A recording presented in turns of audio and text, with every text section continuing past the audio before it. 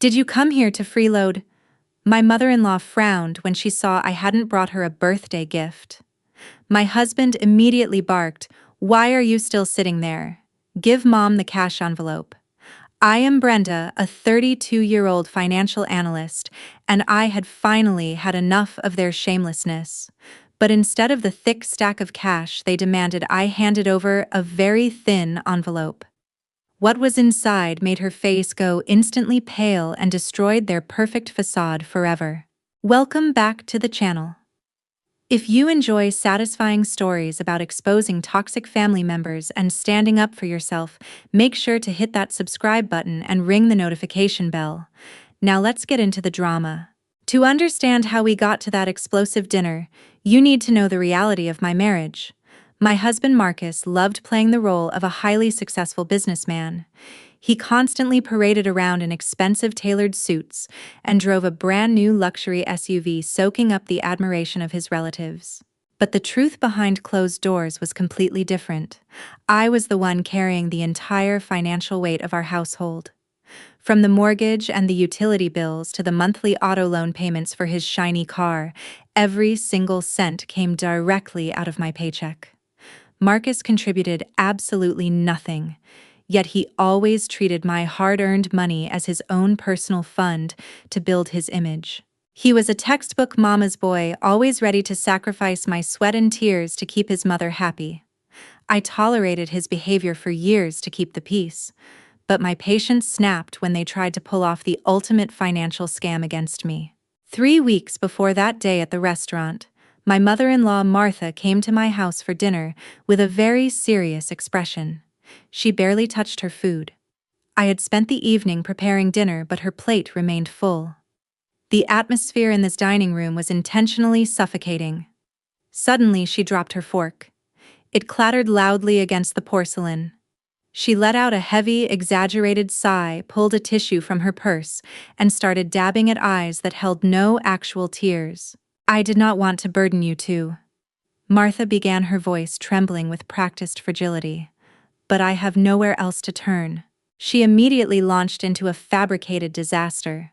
According to her, the roof of their house was rotting from the inside out and on the verge of collapsing. Furthermore, the entire HVAC system had completely died, leaving them shivering during the cold nights. The contractor had supposedly given them a final ultimatum demanding immediate payment to begin the massive emergency renovations. $85,000. She whispered, making sure the astronomical number hung heavily in the air. "That is exactly what it will cost to make the house livable again." She then deployed her ultimate weapon to prevent any questioning. She brought up my father-in-law Richard. "You know how your father is," she sobbed, looking directly at Marcus. "He is a highly proud man. He is far too proud to ever ask his own children for a loan. His ego would rather let him freeze in a crumbling house than admit he needs financial help. If he knew I was here asking for a bailout, he would be devastated. Therefore, I had to take this burden upon myself and figure it out alone." Marcus swallowed this ridiculous performance without a single second of hesitation. His posture changed instantly. He puffed out his chest, completely intoxicated by the idea of being the wealthy, capable savior of his family. He slammed his palm on the table, vibrating the water glasses. "Say no more, Mom," Marcus declared with unearned authority. "We are family. Family takes care of each other. We are absolutely not going to let you and Dad live in a broken house." Then he turned his cold gaze toward me. He did not ask for my opinion. He did not suggest we review our household budget. Instead, he treated me like a subordinate employee. "Brenda, tomorrow you will transfer that money to Mom," Marcus ordered. His voice was firm, leaving zero room for discussion. "Make sure the $85,000 is wired to her account first thing in the morning." The sheer audacity of his command struck me like a physical blow. He was demanding that I hand over my hard-earned savings to fund a story that sounded completely absurd. The money he was so generously offering did not belong to him. I did not scream. I did not throw my plate across the room. I simply sat there, gripping the edge of the dining table, and stared at them. I looked at Marcus's arrogant face, then shifted my eyes to Martha. Behind her fake distress, I saw a calculating, greedy gleam. My brain immediately started dissecting her claims. I knew Richard very well. He was a highly disciplined retired military officer. He managed their finances with absolute precision. He tracked every penny and anticipated home repairs years in advance. A man like Richard would never allow his roof to rot to the point of collapse. More importantly, he possessed a fierce sense of honor. He would never let his wife sneak behind his back to beg their daughter-in-law for a massive loan. The math simply did not add up. The entire narrative was a blatant lie. Martha was using Richard's well-known pride as a convenient smokescreen to extract a fortune from me for her own hidden agenda. If I called her out right then, she would instantly play the victim. Marcus would blindly attack me for disrespecting his mother. I would gain nothing but a useless screaming match. The silence at the table stretched on. Marcus glared at me, waiting for my absolute obedience. Martha sniffled, waiting for the massive payout. I slowly released my tight grip on the table. I looked directly into Martha's expectant eyes. I nodded. Not because I agreed, not because I believed a single word she said, but because I wanted to see exactly how far they were willing to go. The next morning at the office, I walked into the workspace of Owen, our company's in-house counsel. I shut the heavy glass door securely behind me, blocking out the loud background noise of ringing phones and typing keyboards. I dropped my leather bag on the floor and sat heavily in the guest chair. Owen looked up from his dual monitors, instantly recognizing the sheer exhaustion on my face. I did not waste a single second. I laid out the entire situation exactly as it had unfolded the night before. I told him about the sudden demand for $85,000 and the ridiculous command to wire the funds immediately. I watched Owen's expression shift from mild curiosity to deep professional alarm. He pushed his keyboard away and leaned forward, clasping his hands firmly together on the desk. "Do not send a single cent," Owen warned, his voice dropping to a deadly serious tone. "If you execute a wire transfer to her account today, without a legally binding contract, you are handing her a massive pile of free cash. Under the law, without a formal agreement in place, Martha can easily stand in front of a judge and claim the money was a generous family gift. You would have absolutely no legal recourse to force a repayment. You would lose everything, and she would walk away completely untouched." His words validated my exact fears. Martha was counting on the informal nature of family favors. She expected me to blindly follow my husband's orders and hand over the money on purely verbal terms. She wanted to exploit my financial stability without leaving a single paper trail for anyone to follow. "I know she is lying about the repairs," I replied, keeping my voice steady. "But if I refuse outright, they will quickly twist the narrative. They will brand me as a heartless monster who let her elderly in-laws freeze during winter. I need a concrete way to expose her true intentions." Owen smiled a sharp, predatory smile. He turned back to his bright computer screens. "Then we do not refuse. We call her bluff. We use the law to trap her." His fingers flew rapidly across the keyboard. He opened a secure legal database and began pulling up standardized corporate templates. Owen explained that we needed a watertight legal framework to protect my hard-earned assets. He started drafting a comprehensive promissory note. This critical document would explicitly define the $85,000 as a strict loan, not a gift, complete with a clear repayment schedule and standard interest rates. But Owen did not stop there. He knew that a simple promise to pay was useless against someone who had zero intention of honoring it. "We need ultimate leverage," Owen stated, typing without looking down. "We are attaching a security agreement to the promissory note." He carefully explained the mechanics of the trap. The security agreement required Martha to put up a valuable, tangible asset as collateral. We both knew her most prized possession was her imported luxury car, a flashy vehicle she constantly flaunted at every family gathering. Owen structured the specific clauses with ruthless precision. The terms were absolutely non-negotiable. If Martha missed a scheduled payment or defaulted on the loan, The agreement granted me the absolute legal right to file a civil lawsuit against her. I could legally demand the court to seize and liquidate her luxury car to recover my stolen funds. We spent the next full hour refining the lengthy documents. Owen ensured every single loophole was permanently sealed shut. There was no room for misinterpretation. There was no hidden escape clause based on family ties. It was a cold, hard, legally binding transaction. The office printer hummed loudly in the corner, spitting out the crisp white pages of the contract. I stood up and walked over to collect them. The papers felt incredibly heavy in my hands. They were no longer just standard sheets of paper. They were a loaded weapon. I carefully aligned the edges of the promissory note and the security agreement, sliding them neatly into a sleek manila folder. I thanked Owen for his brilliant expertise. I walked out of his office with a clear mind and a perfectly steady heartbeat. I finally had the exact leverage I needed. My savings were protected and the stage was perfectly set. I picked up my phone and sent a short text message to Martha demanding a face-to-face meeting. On Saturday afternoon, I arranged to meet Martha at a quiet cafe near the shopping mall. She walked through the glass doors wearing a perfectly pressed designer blouse, carrying herself with an air of absolute victory. She took the seat across from me, a smug smile playing on her lips. She clearly expected me to hand over a blank check and bow my head in total submission. I reached into my leather bag and placed 2 items directly in the center of the small wooden table. First, the crisp cashier's check for exactly $85,000. Second, the thick stack of legal documents containing the promissory note and the security agreement.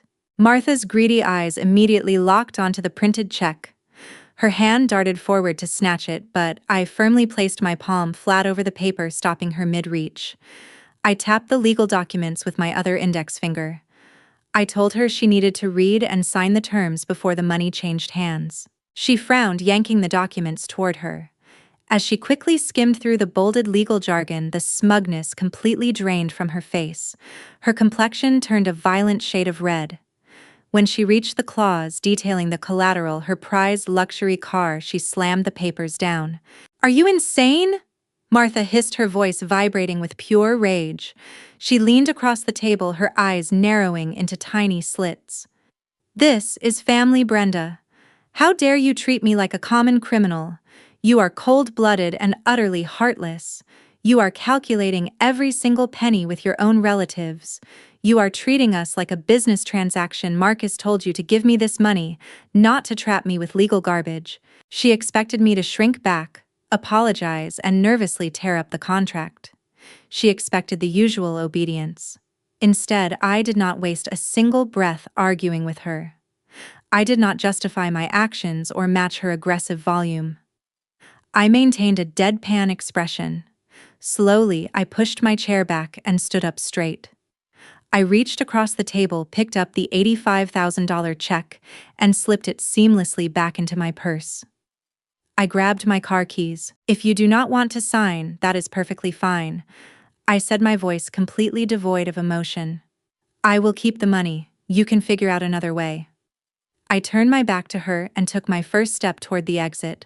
That single decisive movement created an unbearable amount of pressure. The absolute reality of the situation crashed down on her. If I walked out that door, her hidden financial disaster would finally catch up to her. She had massive secret debts suffocating her, and this check was her only escape route. "Wait!" Martha gasped, the arrogant venom completely gone from her tone. I stopped but did not turn around immediately. I let the silence hang for 3 agonizing seconds before looking back. Martha was breathing heavily, her hands trembling as she smoothed out the crumpled legal papers on the table. Panic had entirely overridden her pride. She frantically searched her designer handbag, pulled out a gold-plated pen, and aggressively scribbled her signature on every single designated line. She pushed the signed documents across the table. I sat back down, carefully inspected the signatures, and then finally handed her the check. As her fingers closed around the money, I saw a familiar, arrogant spark return to her eyes. I knew exactly what was running through her calculating mind. I could read her internal monologue perfectly. Martha did not view that contract as a legitimate threat. She signed it because she believed it was just a temporary hurdle. In her arrogant reality, Marcus was the absolute ruler of our marriage. She was fully convinced that the moment she cashed that check, she would simply complain to her son. She genuinely believed Marcus would scream at me, assert his dominance, and physically force me to shred those legal documents into pieces. She thought she had won. She grabbed her purse and stormed out of the cafe, leaving me alone at the table. I folded the legally binding weapon, safely secured it in my bag, and prepared for the upcoming birthday dinner. Exactly at 7 o'clock on the evening of her 58th birthday, my husband and I walked into one of the most exclusive traditional lobster restaurants on the coast of Maine. The private dining room smelled heavily of garlic butter, fresh seafood, and expensive perfume. The entire extended family was already seated around a massive oak table, chatting loudly. Right in the middle of the chaos sat Marcus's Aunt Patricia. She was the undisputed loudspeaker of the family. Patricia possessed a terrifying talent for scanning people and finding their deepest insecurities within seconds. She thrived on conflict and actively created drama whenever a family gathering felt too peaceful. If there was a hidden secret, Patricia dragged it into the light.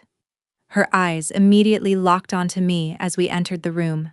Marcus wasted no time taking control of the event. He did not brag about his job or his clothes tonight.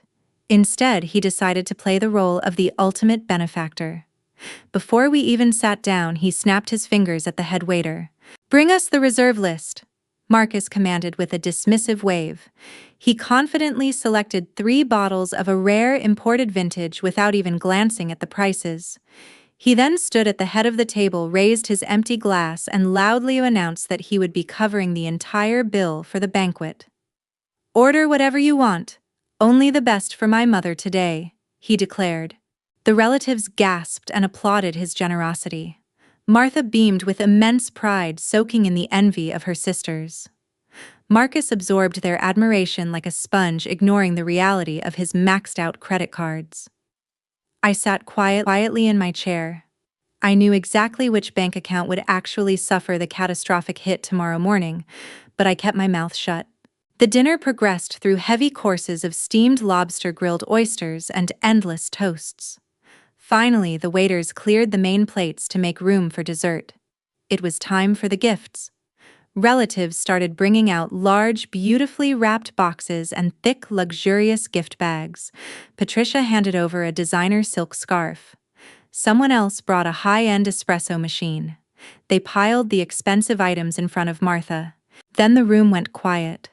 Patricia leaned forward, her sharp eyes dropping directly to my lap. I was only holding my small black leather clutch. She cleared her throat loudly, intentionally, drawing the attention of the entire table. "Well, Brenda," Patricia announced, a malicious grin spreading across her face.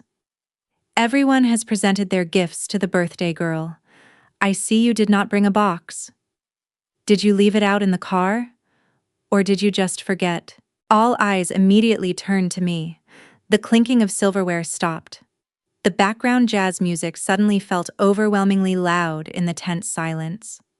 Martha stopped smiling. She looked at my small clutch, then looked me up and down with unfiltered disgust. She leaned back in her chair, crossed her arms over her chest, and delivered the ultimate public insult. "Did you come here to freeload?"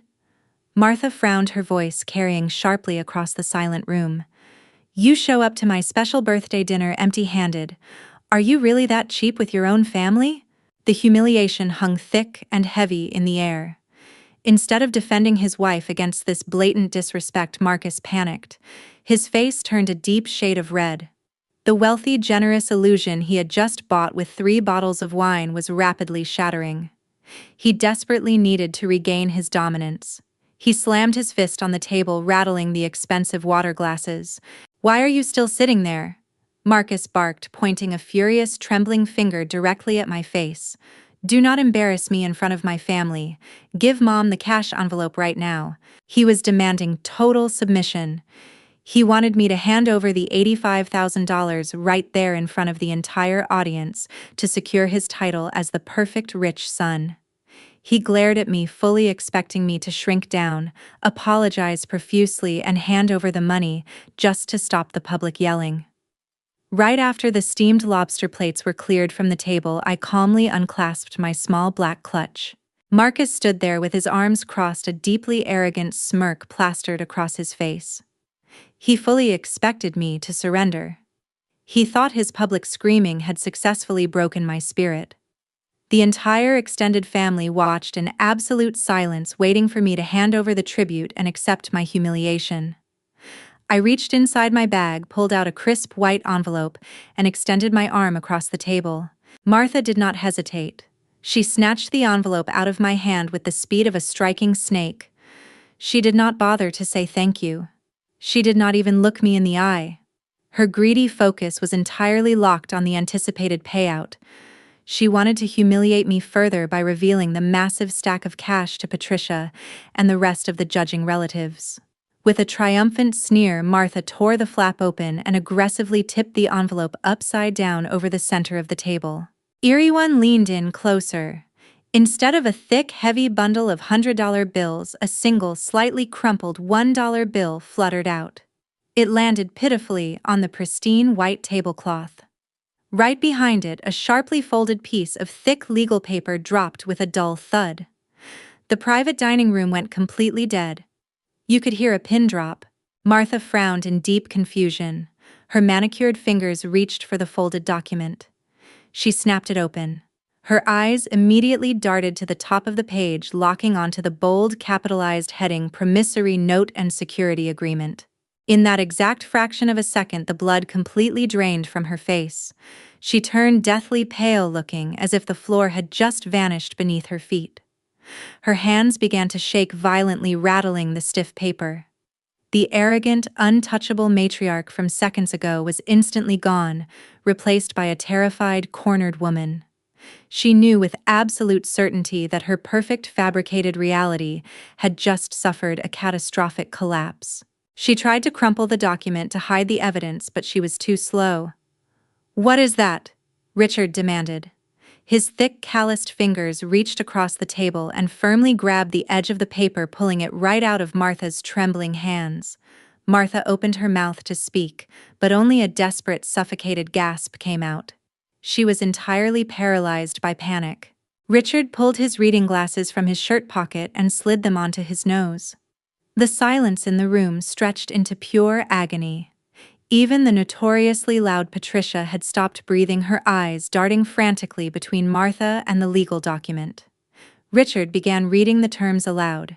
His deep, authoritative voice echoed sharply against the walls of the private dining room.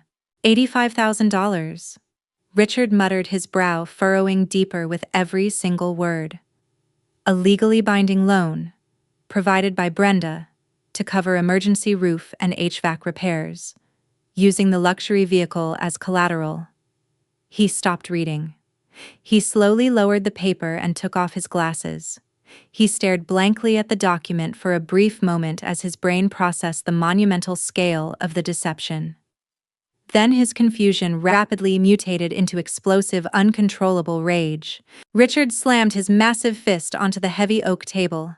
The violent impact rattled the expensive silverware.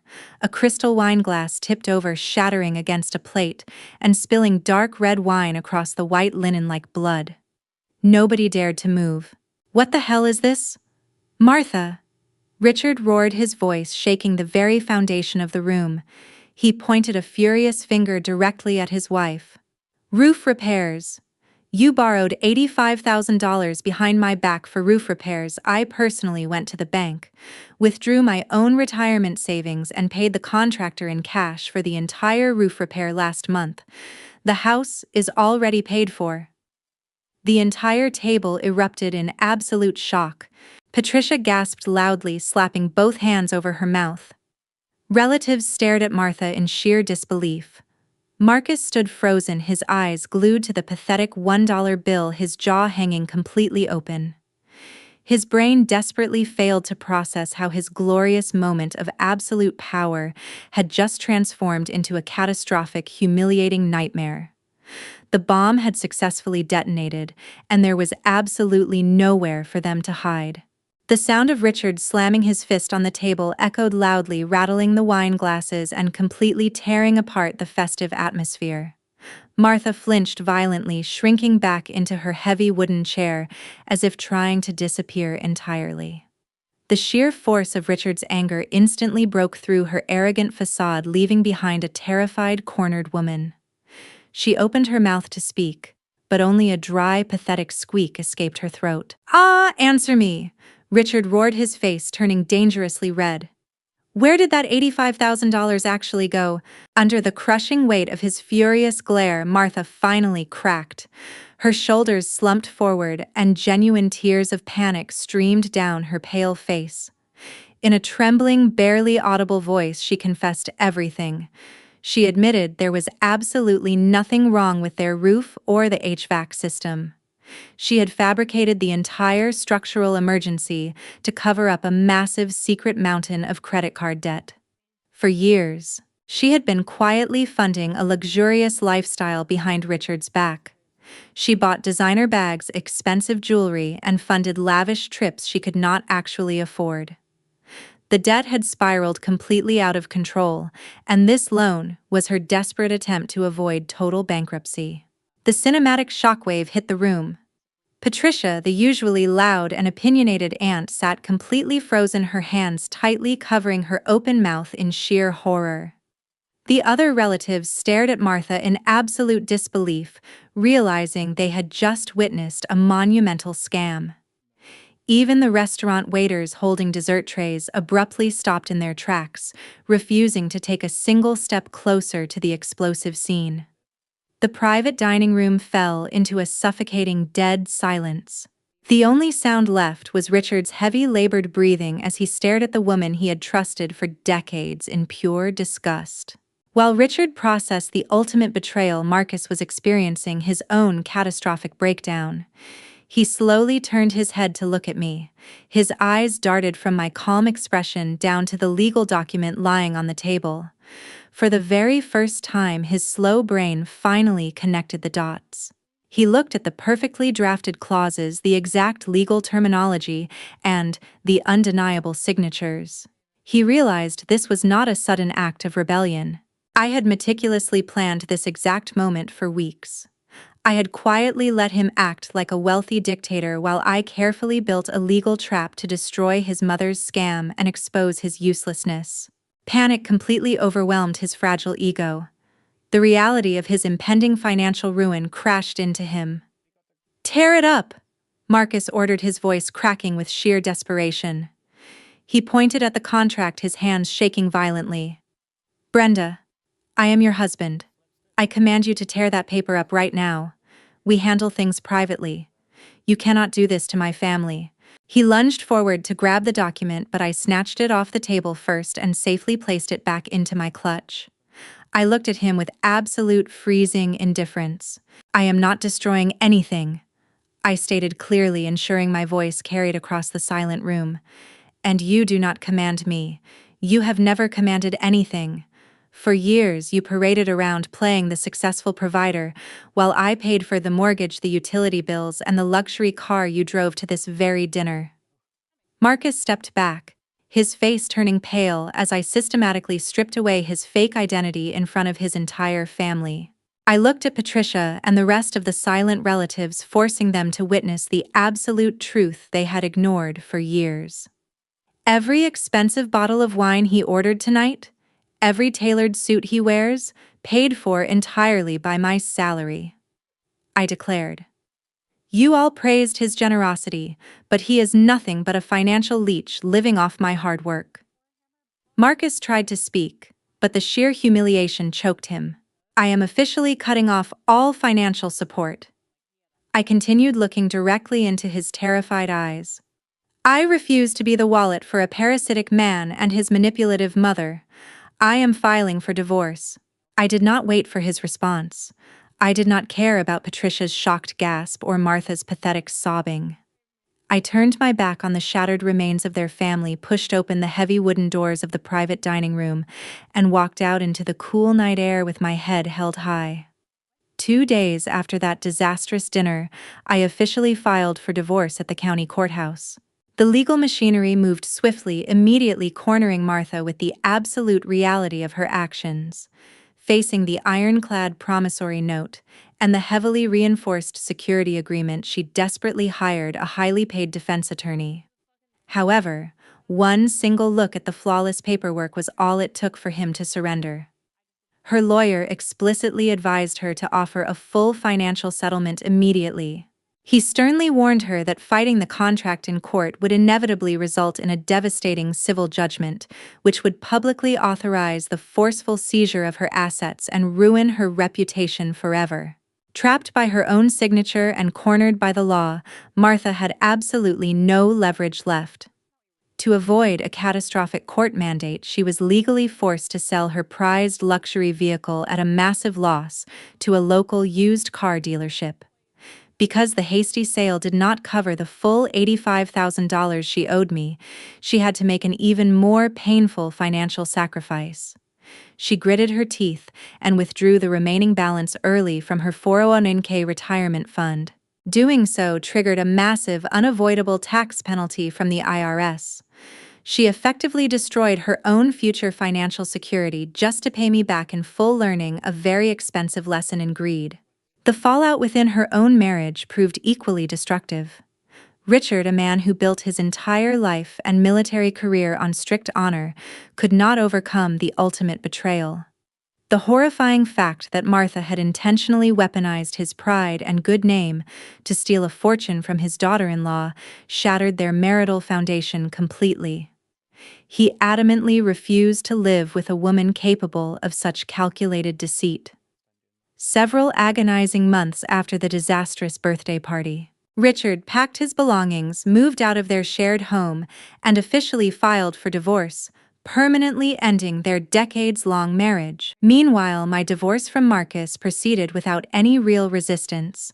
Without my steady income to support his expensive legal battles, he had absolutely no financial leverage to contest the proceedings. When the judge finally signed the separation papers, our shared assets were strictly divided based on state laws. However, his meager portion was immediately swallowed by his overwhelming personal debts and unpaid credit cards. Marcus did not end up completely homeless on the streets, but his drastic fall from grace was severe and humiliating. The exact moment I stopped making the expensive monthly payments on his luxury SUV, the bank swiftly stepped in. He was forced to sell the vehicle off to clear the massive auto loan. Losing his primary status symbol was just the beginning of his misery. His credit score plummeted straight into the ground, completely destroying his purchasing power. Stripped of my financial protection, he was forced to downgrade his lifestyle dramatically. He packed up his tailored suits and moved into a cramped, run-down apartment complex on the bad side of town. He is now forced to live paycheck to paycheck, struggling daily to survive the real world without a wealthy wife to sponsor his delusions of grandeur. As for me, I quickly purchased a beautiful sunlit apartment in a quiet, vibrant neighborhood. I stood by the large living room window this morning, sipping my hot coffee and looking out at the bright city skyline. I felt an overwhelming sense of profound peace. The ultimate victory in this entire ordeal was not just about getting my money back through the legal system. The true triumph was the exact moment I courageously stood up for myself. I finally stopped allowing my toxic husband and his manipulative mother to leech off my hard-earned success. I learned that setting strict boundaries and ruthlessly protecting your own self-worth is the most powerful investment you can ever make in your lifetime. You should never set yourself on fire just to keep toxic family members warm, no matter how much they demand it. Thank you so much for listening to my story until the very end. Have you ever had to deal with a financially manipulative partner or a highly entitled mother-in-law? How did you legally or personally handle the situation? Please share your thoughts and experiences in the comments section below. I would genuinely love to read them and reply to your stories.